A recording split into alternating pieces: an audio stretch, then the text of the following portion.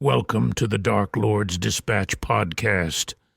From the desk of Satan, Prince of Darkness, CEO of Hell Enterprises. Hell's Throne Room, Friday, August 22nd, 2025. Satire disclaimer.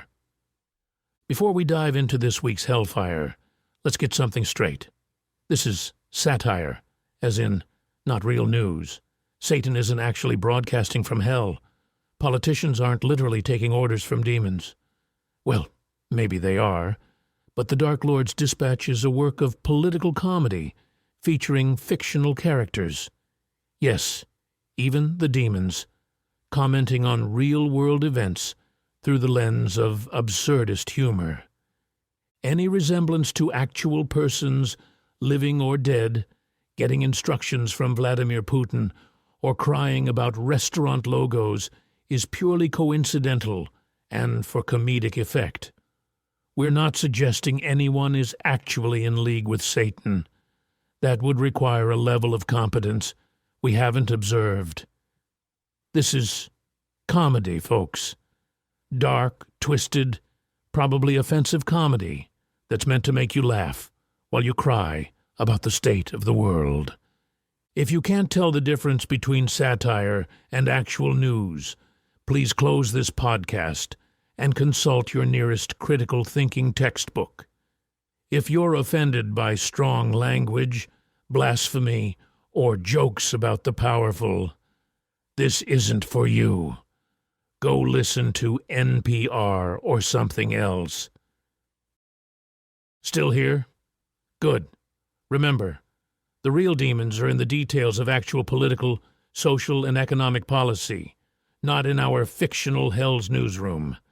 Now let's get to the show, shall we? It's all yours, big guy. Breaking. America loses its shit over fried chicken font while Putin runs the country. Greetings, mortals. Satan here, and I need someone to explain why the fuck I'm watching grown adults have mental breakdowns over a restaurant logo while Vladimir Putin is literally giving your president homework assignments. Let me set the scene. Monday, Trump flies to Alaska for a diplomatic summit with Putin. By Wednesday, Trump announces he wants to end mail-in voting, a practice that's existed since the Civil fucking War. Soldiers bleeding out at Gettysburg could vote by mail, but apparently Grandma in Florida is too much of a security risk. But what's trending? What's got America's attention? Cracker Barrel changed their logo. That's right. While your democracy gets skull-fucked by Russian intelligence, you're crying because the little man leaning on the barrel disappeared from your biscuit restaurant's sign. Donald Trump Jr. posted, "WTF is wrong with Cracker Barrel?"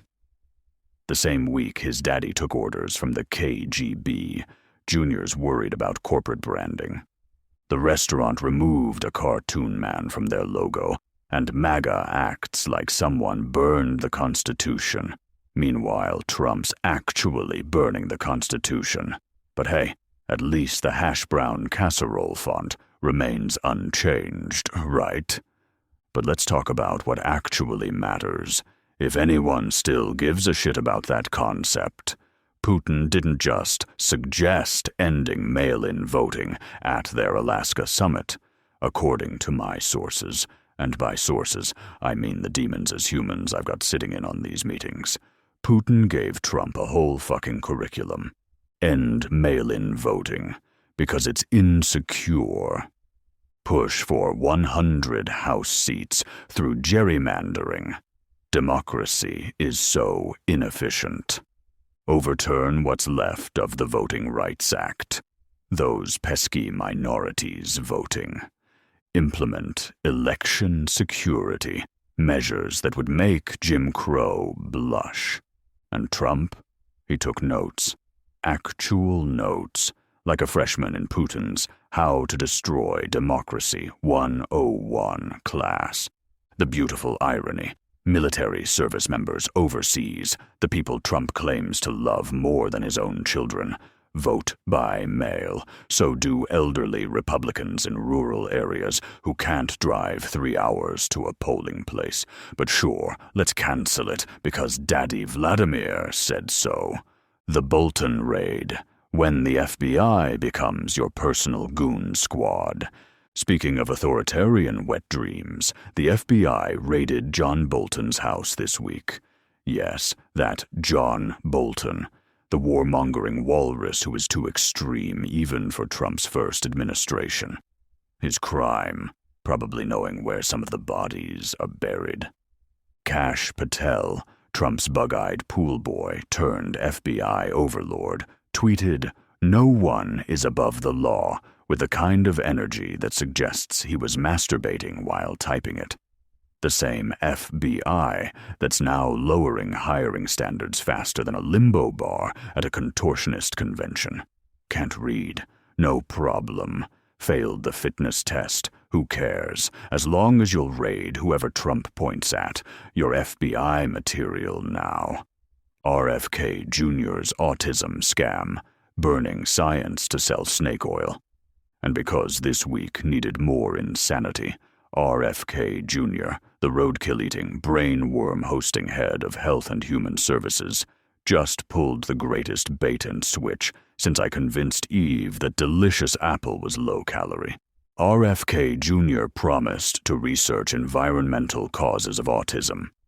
Then he shut down all existing federal autism research, eliminated entire scientific divisions, cut tens of millions in funding, launched his own $50 million initiative to prove vaccines cause autism.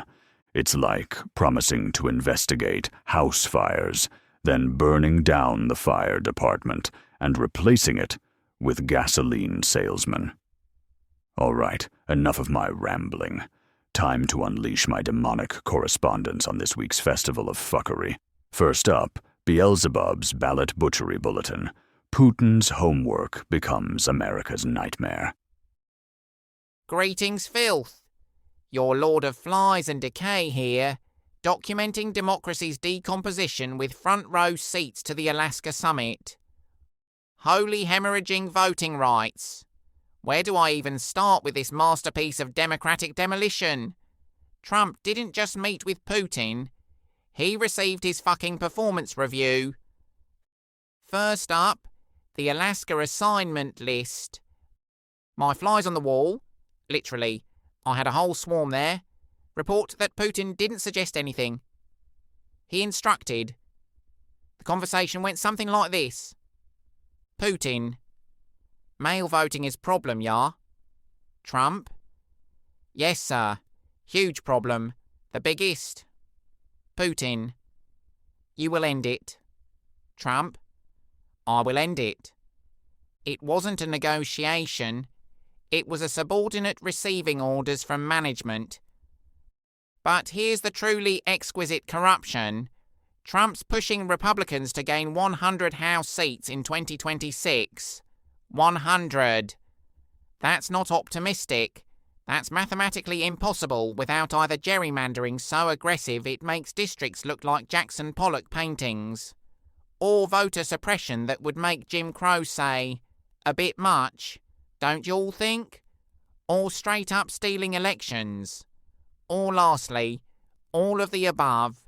Spoiler, it's this one. Up next, the assassination of the Voting Rights Act. Yes, they want to overturn the Voting Rights Act entirely. Not weaken it. Not modify it. Overturn it. The act that stopped literacy tests and poll taxes. The act people died for. Current suppression tactics in development include requiring property ownership to vote. 1790s are back, baby. Citizenship verification that somehow only affects brown people. 1 polling place per county. Sorry. Houston's 5 million people. You get 1 booth. and voting windows reduced to 3 hours on Tuesday afternoon. Ah, the beautiful decay. What makes this corruption so aromatic to my decay-sensing nostrils is the openness. They're not hiding it. Trump literally said, "We need to make sure only the right people vote." The right people. He said that. Out loud. To cameras. The institutional rot that's spreading. State election boards being filled with Trump loyalists. Voting machine companies getting security reviews, aka loyalty tests. Poll workers having to pass patriotic certification, I shit you not. And mail-in ballots declared inherently fraudulent despite zero evidence. And now, for the gerrymandering grotesque. Texas just redistricted again this week. They've carved up Austin so many times, it looks like a jigsaw puzzle designed by someone having a seizure. One district is literally 300 miles long and 10 feet wide. It follows a highway. Just the highway. Because that's how normal districts work. The irony that burns. Trump's base? The ones cheering for this? Rural voters who can't travel to polls? Fucked. Elderly voters who vote by mail? Also fucked. Military overseas? Fucked again. But they're cheering because Trump said it's about security. They're literally applauding their own disenfranchisement. It's like watching someone celebrate while signing their own death warrant. Documenting democracy's decay, one stolen vote at a time, Beelzebub, Lord of Flies and Corruption. Next up, my demonic colleague, Lilith with her rage report. Hell's First Feminist here, and Holy Fucking Handmaid's Tale, this week delivered a double dose of authoritarian insanity. Let's start with the Bolton raid, because nothing says healthy democracy like sicking the FBI on your former advisors who might have receipts. John Bolton, that warmongering walrus who wanted to bomb everyone, is now too moderate for Trump's America. The FBI raided his home looking for classified documents, which is hilarious considering Trump probably has classified documents as toilet paper at Mar-a-Lago. The real reason? Bolton knows things. Bolton has notes. Bolton might testify. So Bolton gets raided. But here's the delicious detail. They're lowering FBI hiring standards to fill ranks with loyalists. Current new standards. Physical fitness, optional. Gravy seals welcome. Education, high school diploma, barely. Critical thinking, actively discouraged. Trump loyalty, mandatory. That's right. They're building a Gestapo with a GED requirement. And now, let's talk Pete Hegseth, Defense Secretary or Taliban spokesman. The real terror this week is Pete Hegseth, our defense secretary, who's apparently confused America with Gilead. This stumbling erectile dysfunction commercial has been hanging with former pastor Douglas Wilson, who advocates for public executions, bringing back the good old days, stripping women of voting rights because vaginas make you irrational, apparently. The Confederacy, it's about heritage. Yeah, right. ICE raids during church services. What would Jesus do? Apparently, deportation. The Christian nationalist wet dream. Hegseth doesn't just appear on these podcasts. He endorses them. He said, and I quote, "We need more leaders willing to speak these truths." In this case, these truths mean women shouldn't vote. LGBTQ people are demons. Hey, that's offensive to actual demons. The Great Replacement is real. It's not. Public executions would restore morality. This is your defense secretary. The man in charge of the military wants to strip half the population of voting rights while hanging people in town squares. The only good news? Hegseth, and J.D. Vance got booed leaving a D.C. metro station. Just regular people seeing these fascist fucks and booing them back to their limos. And it's not much, but it's something. The rage that sustains me. What makes me want to burn this dimension to ash is the predictability. Of course, they want to take away women's voting rights. Of course, they're replacing career FBI agents with loyal village idiots. Of course, they're raiding anyone who might have evidence of their crimes. They're not even creative about their fascism. It's paint-by-numbers authoritarianism where they purge the disloyal, install theocrats, blame minorities, repeat until democracy dies. And these motherfuckers have the audacity to clutch their pearls over a restaurant logo while planning public executions, raging against the patriarchal theocracy with hellfire in my veins. Lilith, gender politics analyst. Next up, Pestilence and his autism apocalypse analysis. Greetings, scum, the original plague bringer here. Pestilence, watching RFK Jr. burn down autism research to sell vaccine conspiracies. Sweet suffering synapses mortals. Your new health secretary just pulled off the greatest medical fraud since I convinced medieval Europeans that bathing caused disease. The promise versus the poison. RFK Jr. swore he'd investigate environmental causes of autism. Pesticides, chemicals, pollution, real shit that actually affects developing brains. Scientists were cautiously optimistic. Parents were hopeful. Then he gutted the National Institute of Environmental Health Sciences, eliminated the Autism and Developmental Disabilities Monitoring Network, cut $47 million from existing research, fired leading autism researchers, and destroyed decades of data. But wait, he's launching his own $50 million autism initiative. What will it study? Vaccines, already disproven 10,000 times. Toxins, specifically the ones in vaccines. Genetic damage from vaccines. Environmental factors. Vaccines again. It's vaccines all the way down, folks. The real research that got axed. 15-year study on pesticide exposure. Dead. Genetic markers research. Dead. Air pollution correlation studies. Dead. Endocrine disruptor research. Dead. Actual helpful science. Dead. Dead. Dead. Replaced with, do vaccines cause autism? No. But what if they do? They don't. Have we checked recently? Yes, still no. Let's check again with my friends' labs. Fuck off. The body count. This isn't just bad science, it's murder by bureaucracy.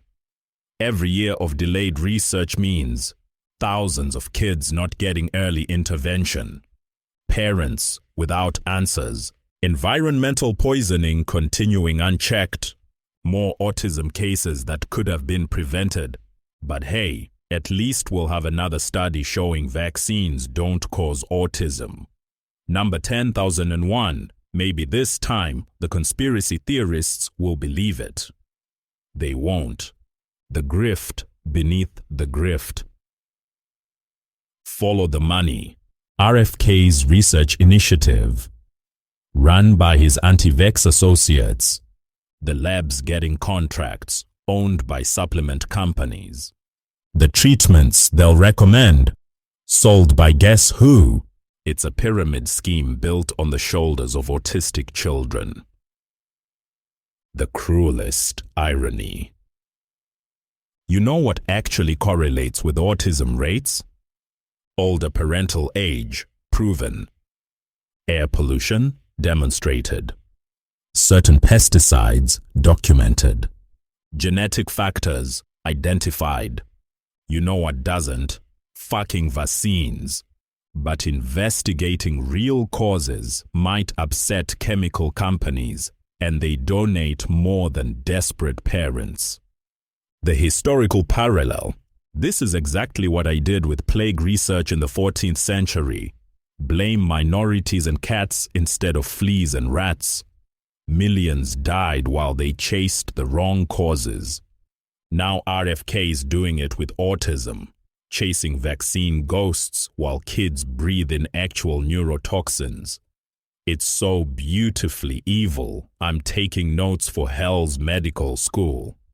Spreading ignorance faster than measles in an unvaccinated daycare, pestilence, lord of profitable plagues. And now, back to the Dark Lord himself. Well, fuck me with a freedom fry. This week perfectly encapsulates America 2025, losing your minds over restaurant aesthetics while democracy gets date-raped by dictators. The Cracker Barrel logo crisis is the perfect metaphor for your priorities. MAGA warriors, keyboard patriots, and Trump Jr. himself had full-blown meltdowns because a cartoon man disappeared from their fried chicken sign. Meanwhile, Putin's giving Trump homework assignments. The FBI's becoming Trump's personal raid squad. Your defense secretary wants to remove women's voting rights. RFK Jr. is burning autism research to sell conspiracy theories.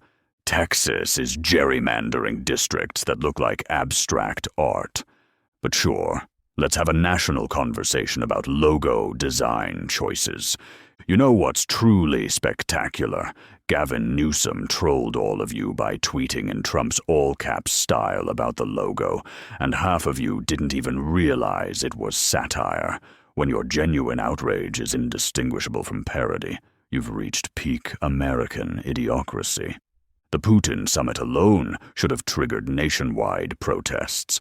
The President of the United States took democracy-destroying orders from a Russian dictator in Alaska on American soil and implemented them within 48 hours. But what's trending? Cracker Barrel logo. This is how democracy dies. Not with a bang, not with a whimper, but with a million idiots arguing about corporate branding while fascists dismantle voting rights. Your soldiers in the Civil War voted by mail while dying of gangrene. Your grandparents voted by mail during World War II while fighting actual Nazis. But now it's insecure because Putin said so, and you're worried about a restaurant logo. Here's the truth that should keep you awake at night. They're ending mail-in voting, gerrymandering 100 House seats, and overturning the Voting Rights Act. By 2026, elections will be as meaningful as they are in Russia. But at least you'll still have your hash brown casserole, even if the logo looks different. The Bolton raid, that's just the appetizer. They're coming for anyone with receipts, anyone with principles, anyone who might say, wait, this is illegal. The FBI's being rebuilt as Trump's Praetorian Guard, and they're lowering standards so fast you'll need a submarine to find them. RFK Jr.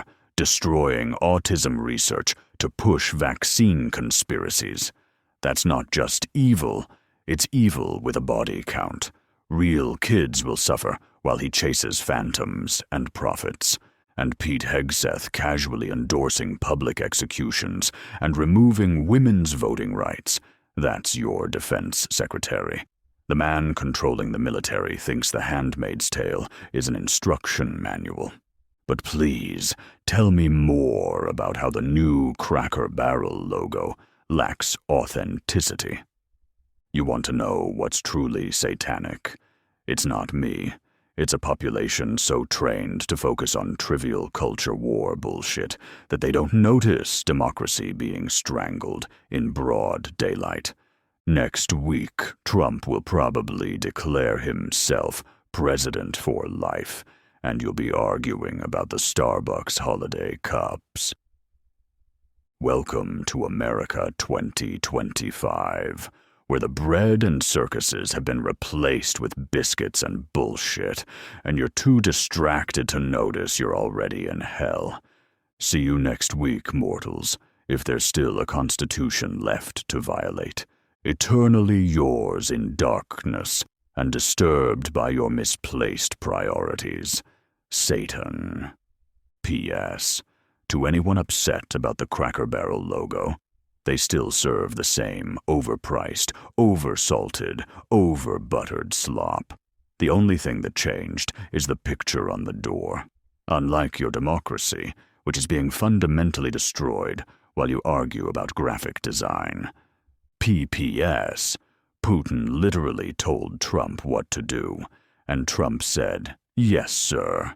But sure, get mad about corporate rebranding. That's the real threat to America." Satan would like to thank you for listening to the Dark Lord's Dispatch. This podcast is public, so feel free to share it with other worthless souls. Now, go away.